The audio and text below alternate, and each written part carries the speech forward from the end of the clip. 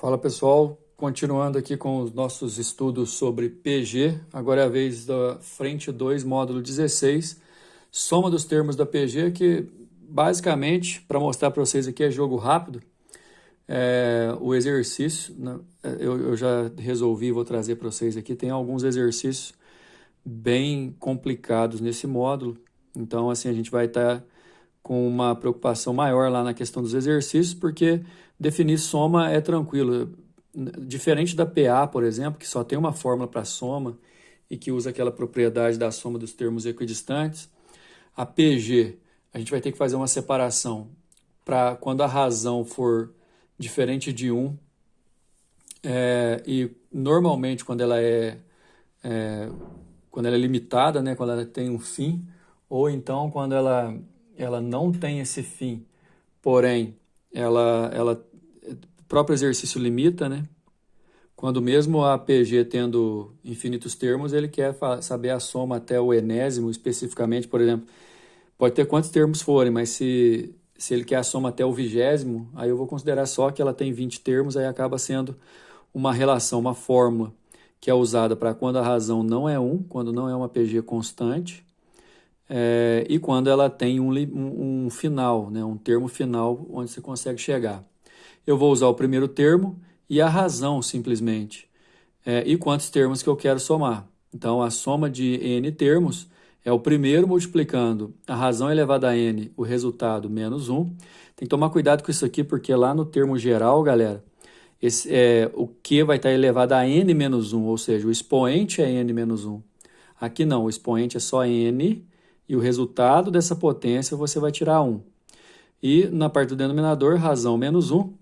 Na apostila de vocês, se vocês olharem, tem uma outra versão dessa fórmula, que é quando inverte esses dois elementos aqui dentro desse parênteses, aí inverte aqui embaixo também, mas enfim, qualquer uma das duas vai dar certo. Outra coisa, quando uma PG tem uma razão que é um número entre 0 e 1, e principalmente quando ela for infinita, né, quando ela tiver infinitos termos, não que você vai conseguir chegar no infinitésimo termo, né, porque isso não tem como, e também não que você consiga somar todos, e sim você vai ver para onde que essa soma tem uma tendência.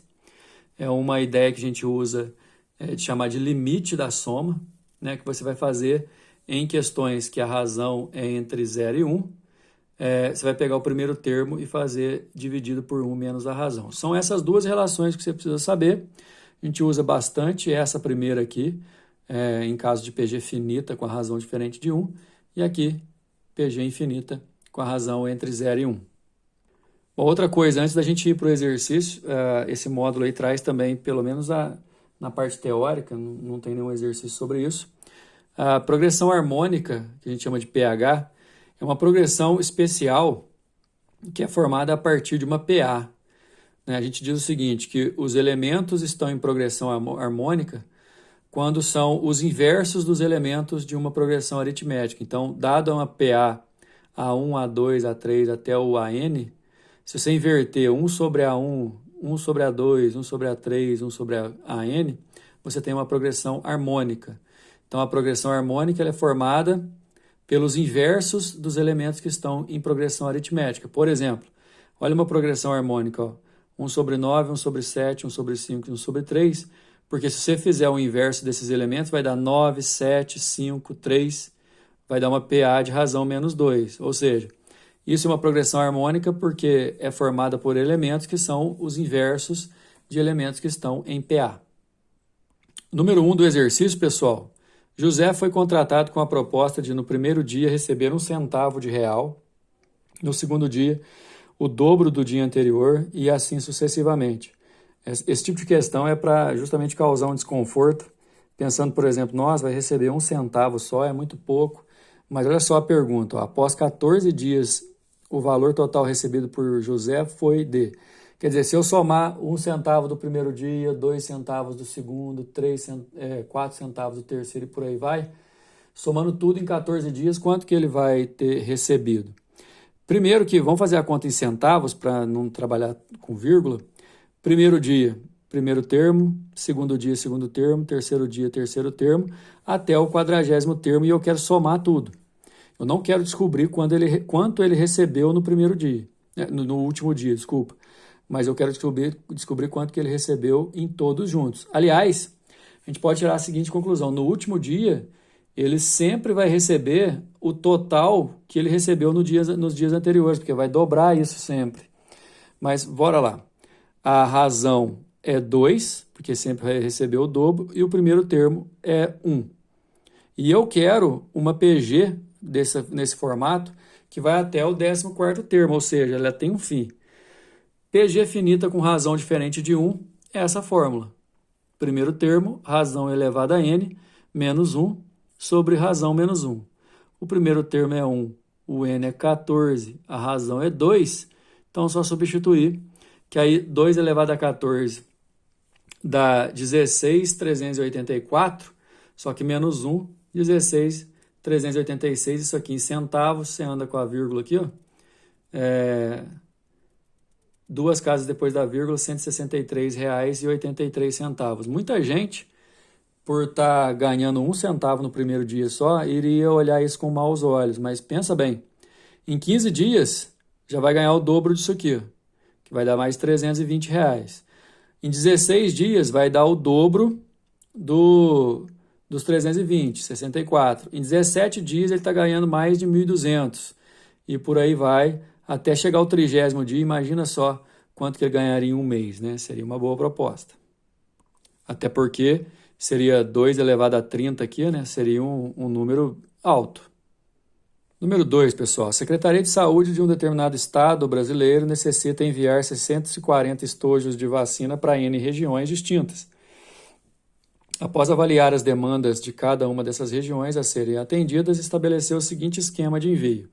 Para a região 1 são X, para a região 2, X, para a região 3, 2X, para a região 4, 4X e assim por diante.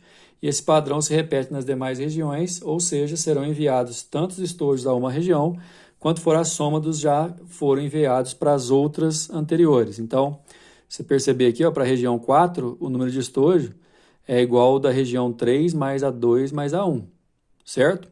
O valor de X deve ser tal que N é o maior possível e exatamente todos os estojos sejam distribuídos. Ele quer saber quanto que vale N vezes X. Vamos para a nossa resolução. Para organizar melhor, vamos colocar esses termos aqui, para a região 1, X estojos, para a região 2, X, para a região 3, 2X, região 4, 4X, isso aqui já tinha dado, mas só para registrar, o que uma região vai receber é a soma dos anteriores. Então, a quinta região aqui, vai receber 4 mais 2 mais 1 mais 1, vai receber 8x. Só que se você percebeu, a partir do segundo termo, eu tenho uma PG de razão 2.